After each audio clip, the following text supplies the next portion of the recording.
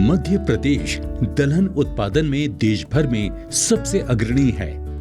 राज्य की दलहन फसलों में खरीफ के मौसम में अरहर, मूंग, उड़द और रबी में चना, मटर, मसूर इत्यादि हैं।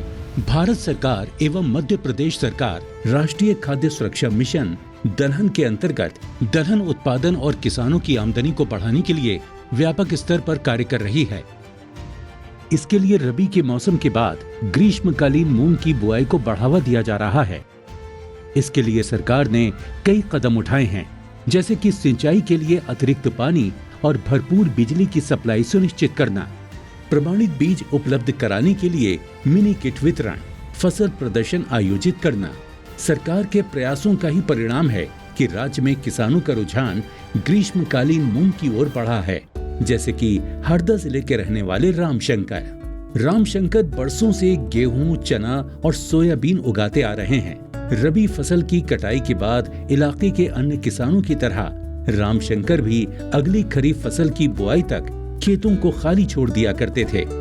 कृषि विभाग के अधिकारियों ने क्षेत्र के किसानों को रबी और खरीफ की फसल के बीच ग्रीष्मकालीन मूंग उगाने का सुझाव दिया। दरअसल ग्रीष्मकालीन मूंग की कई किस्में कम समय में अच्छी पैदावार देती हैं और दो फसलों के बीच उगाने के लिए उपयुक्त हैं। मैंने मूंग की फसल जो बोई थी उसमें मेरा लागत आई थी 3 लाख रुपए और मुझे उसमें रुपए मिले हैं 14,60,000 रुपए। 2 महीने के अंदर 11,60,000 रुपए मुझे सिर्फ और सिर्फ गर्मी में मिले हैं।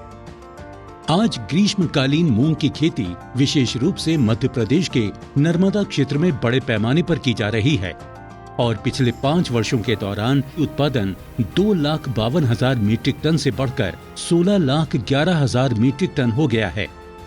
खरीफ और रबी के साथ साथ साल की तीसरी फसल ग्रीष्मकालीन मूंग का उत्पादन कर आर्थिक सशक्तिकरण की राह पर बढ़ रहे हैं राज्य के ये किसान।